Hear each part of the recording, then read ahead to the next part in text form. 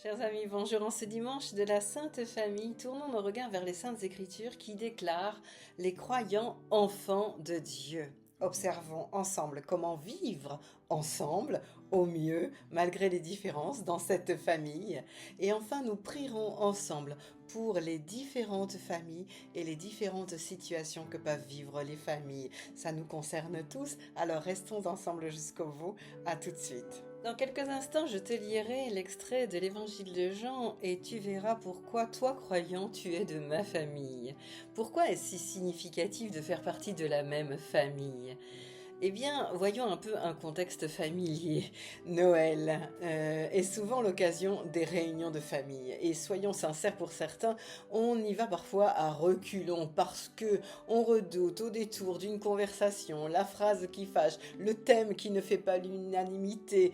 Mais on y va quand même, on va à cette réunion de famille parce que ce que nous aimons, c'est l'unité globale, c'est nos racines, c'est nous qui sommes ensemble dans la famille de Dieu. Eh bien, c'est la même chose. L'Église n'est pas parfaite, mais tu y tiens, tu t'y rends pour celui qui t'aime par-dessus tout, Jésus, qui se déclare lui-même, je suis la lumière.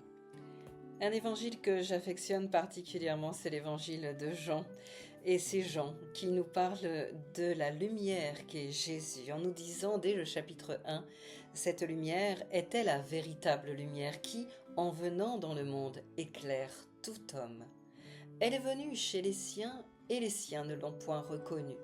Mais à tous ceux qui l'ont reconnue, à ceux qui croient en son nom, elle a donné le pouvoir de devenir enfants de Dieu, lesquels sont nés, non du sang, ni de la volonté de la chair, ni de la volonté de l'homme, mais de la volonté de Dieu. Et comme parfois il nous est nécessaire d'avoir un guide pour vivre ensemble, Paul a écrit aux Colossiens, « Frères, puisque vous avez été choisis par Dieu, et que vous êtes ses fidèles et ses bien-aimés, revêtez votre cœur de tendresse, de bonté, d'humilité, de douceur, de patience. Supportez-vous mutuellement et pardonnez si vous avez des reproches à vous faire. Agissez comme le Seigneur, il vous a pardonné. Faites de même. Par-dessus tout cela, qu'il y ait l'amour.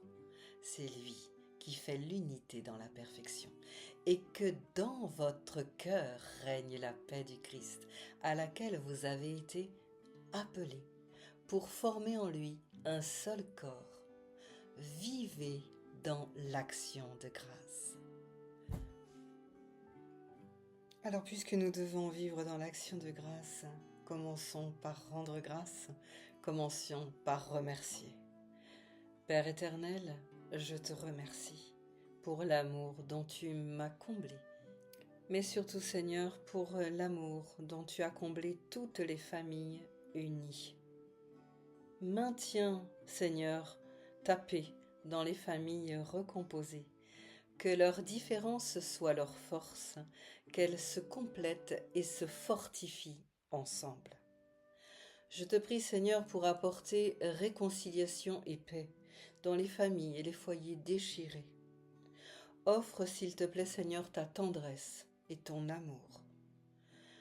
Je te prie Seigneur d'offrir en plus ta consolation à toutes les familles qui ont perdu un membre du clan, un être cher qui va forcément manquer un temps.